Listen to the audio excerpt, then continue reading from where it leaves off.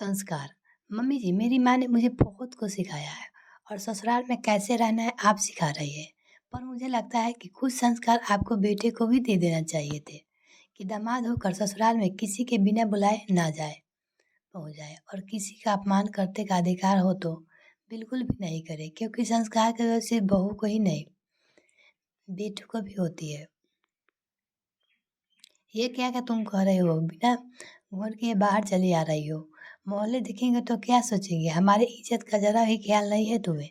हमारे खानदान में बहू बिना घूंघट के बाहर नहीं निकलती। कितनी बार समझाया है तुम्हें, पर तुमने तो सास की बात ना मानने की कसम खा रखी है। तुम्हारी माँ ने तुम्हें सिखाया नहीं है ससुराल में कैसे रहना है। निकिता ने घर में आते ही सास की शोभनाजी की हमेशा की तरह मताना की बौछार करनी शुरू कर दी। निकिता की शादी 6 महीने पहले ही हर्ष से हुई है। उसकी ससुराल में सास ससुर, एक छोटी ननद पूर्वी और उसके पति हर्ष थी हुई थे। छोटा परिवार था। ससुराल में निकिता के लिए बहू वाले सारे नियम लागू थे। सास तेज स्वभाव महिला थी। घर में उन्हीं का शासन चलता था। घर के सारे कामों की जिम्मेदारी निकिता को सब पर उन्होंने घर के काम से मुक्ति पा ली थी। निकिता ससुराल के माहौल में रचने बसने की पूरी कोशिश करती थी। घर की सारी जिम्मेदारी भी बखूबी से संभालती थी, पर फिर भी कुछ गलती हो जाए तो सास ताने देना शुरू कर देती थी। फिर तुम्हारी माँ ने तुम्हें कुछ नहीं सिखाया, कोई संस्कार नहीं दिए, बात बात पर मायके वाला का अपमान करती थी। निकिता अपने संस्कारों की वजह से चुप रहती थी और कोशिश करती थी कि उन्हें शिकायत का कोई मौका ना दे, ताकि उनकी माँ के संस्कारों पर स्वराजी ताने ना मार सके। निकिता 2 दिन पहले मायके गई थी रुकने के लिए। आज जब हर्ष उसे लेने गया तो पता चला कि निकिता अपनी मौसी के यहाँ चली गई है थी, जो थोड़ी दूर वही रहती थी। हर्ष वही रोककर उसका इंतजार कर रहा था। तभी सोना जी का फोन आया। हर्ष उन्हें बताया कि निकिता अपनी मौसी के यहाँ गई है। उसने वापस आने ही हम दोनों घर के लिए निकलेंगे। यह सुनकर शोभना जी का गुस्सा 7वें आसमान पर पहुंच गया कि बिना उसकी इजाज़त के वह किसी रिश्तेदार के यहाँ कैसे चली गई। फिर फोन पर हर्ष से न जाने क्या बात हुई। हर्ष निकिता को लेने उसकी मौसी के घर पहुंच गया।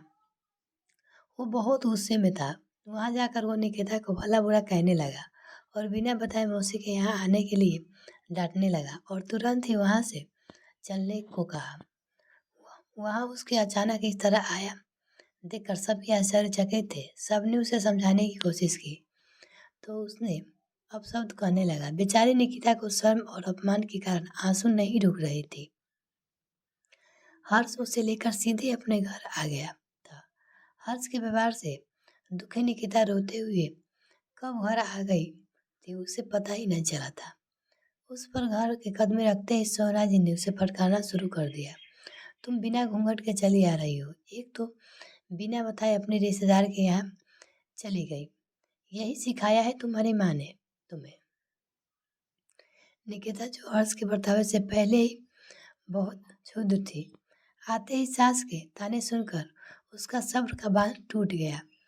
वह बड़ी विनम्रता के साथ बोली, मम्मी जी, मेरी माँ ने मुझे बहुत कुछ सिखाया है और ससुराल में कैसे रहना है आप सिखा रही हो, पर मुझे लगता है कि कुछ संस्कार आपको अपने बेटे को भी दे देना चाहिए था कि दामाद होकर ससुराल में किसी के बिना बुलाए ना पहुंच जाए और किसी का अपमान करने का अधिकार तो उन्हें बिल्कुल भी नहीं है, क्योंकि संस्कार की जरूरत सिर्फ बहू को ही नहीं बेटों की भी होती है।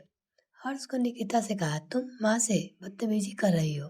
निकिता, मैं माँ से बदतमीजी नहीं कर रही हूँ, बल्कि उन्हें तो बता रही हूँ कि जिस संस्कारों की उम्मीद वो अपनी बहू से करती है उनके बेटे से भी होनी चाहिए। बहू को ऐसा कैसा रहना चाहिए ये बात तो मम्मी जी हमेशा बताती है, पर दामाद को ससुराल में कैसा व्यवहार करना चाहिए ये बात शायद आपको बताना भूल गई। निकिता को ऐसा जवाब की दोनों को उम्मीद ना थी। उसका जवाब सुनकर और सीधे क्रोध देख दोनों शांत रहना ही उचित समझा। सोना जी ऐसा दोबारा ना होने का आसन दे अपने कमरे में चली गई। मिलते हैं फिर नेक्स्ट वीडियो में, तब तक के लिए बाय।